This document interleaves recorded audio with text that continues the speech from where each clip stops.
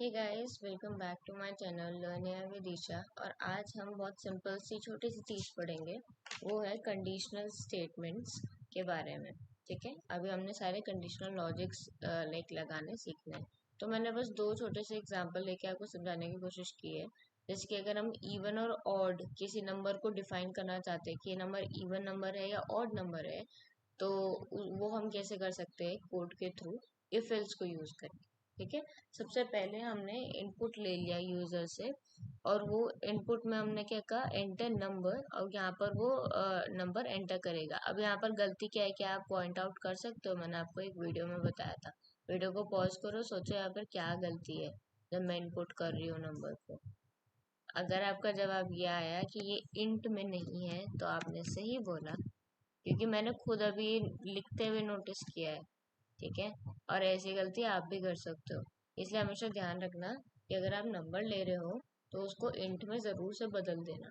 ठीक है, और अभी जब आप इसको लोगे, नंबर को लोगे यूजर से, ठीक है, आप उसको इफ और एल्स में कैसे चेक कर रहे हो कि इफ के अंदर आपने लिखा है कि अगर जो नंबर है, ये मॉड्यूलो ऑपरेटर होता है। ठीक है, अगर जो नंबर है उसको जब हम 2 से डिवाइड करें और उसका रिमाइंडर अगर 0 आ जाए, ठीक है, तो जो वो नंबर होगा वो एक इवन नंबर होगा। और होता भी ऐसे ही है, इवन नंबर ऐसे ही तो होते हैं ना जो 2 से डिवाइड हो जाते हैं पूरे पूरे। तो अगर अगर कोई चीज को हमको बोलना है ना कि कोई चीज को, मतलब अगर हमको बोलना है कि कोई नंबर किसी चीज से ऐसे डिवाइड हो जाए कि वो लाइक 0 रिमाइंडर छोड़े, तो वो चीज क्या होती है, उससे पूरी पूरी डिवाइड हो रही होती है बेसिकली। और अगर कोई नंबर 2 से डिवाइड होके 0 रिमाइंडर छोड़ रहा है, यानी कि पूरा पूरा डिवाइड हो रहा है, तो इसका सीधा मतलब वैसे भी इवन नंबर होता है, तो हमने वही चीज लिखी है। ठीक है, और अगर ऐसा नहीं हो रहा है तो क्या होना चाहिए, एल्स प्रिंट ऑड। अगर वो 2 से डिवाइड होके 0 नहीं देता है रिमाइंडर, तो इसका मतलब वो क्या है, ऑड नंबर है, फिर तब वो ये प्रिंट करेगा। अब इसको सेव करती हूँ, इसको रन करती हूँ, और यहाँ पर एंटर नंबर करने के लिए कह रहा है। मैं चलो 5 को एंटर करती हूँ, अब ये देखना ऑड देगा। ठीक है, अभी मैं इसको वापस सेव करके मैं वापस से रन करती हूँ इसको।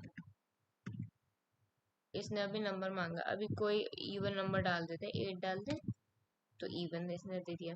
ठीक है, अभी इस वाले हिस्से को अभी कमेंट आउट कर देती हूँ,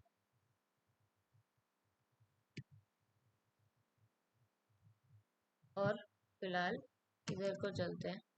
ठीक है, अभी मैंने मार्क्स और ग्रेड के ऊपर लिखा है कोड, एक सिंपल सा। और इस मार्क्स और ग्रेड में क्या है, हम यूजर से इनपुट कर रहे हैं मार्क्स। इसमें अगेन वही गलती है कि हमने इंट में इसको टाइप कास्ट नहीं किया, तो हम इंट में इसको टाइप कास्ट कर रहे हैं। अब वो मार्क्स को कंपेयर कर रहा है, अगर वो 90 से ज्यादा या 90 के बराबर है, ग्रेटर देन और इक्वल टू 90 है, तो प्रिंट कर देना ए। अगर वो एल्स इफ नहीं, तो अगर वो मार्क्स जो है वो ग्रेटर देन और इक्वल टू 60 है, तो प्रिंट कर देना बी। नहीं तो अगर वो मार्क्स जो है वो ग्रेटर देन इक्वल टू 40 है, तो प्रिंट कर देना सी। और अगर ये इनमें से कुछ भी नहीं है, तो क्या कर देना, आप प्रिंट कर देना सीधे डी।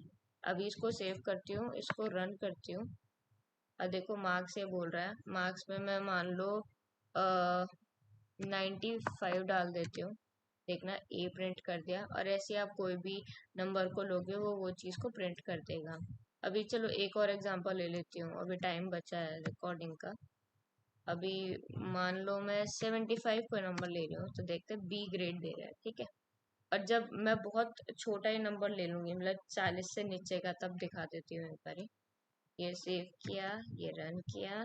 40 से भी छोटा नंबर लेंगे तो आप बताओ क्या प्रिंट होगा। 12 ले लेते हैं जैसे, टी प्रिंट हुआ। क्यों? क्योंकि जब इनमें से कोई भी कंडीशन ट्रू नहीं निकली, तो इसने क्या किया कि तब ये बाय डिफॉल्ट एल्स को ही चलाया। ठीक है, सो आई होप आपको ये वाला कॉन्सेप्ट समझ में आया होगा, बहुत सिंपल था।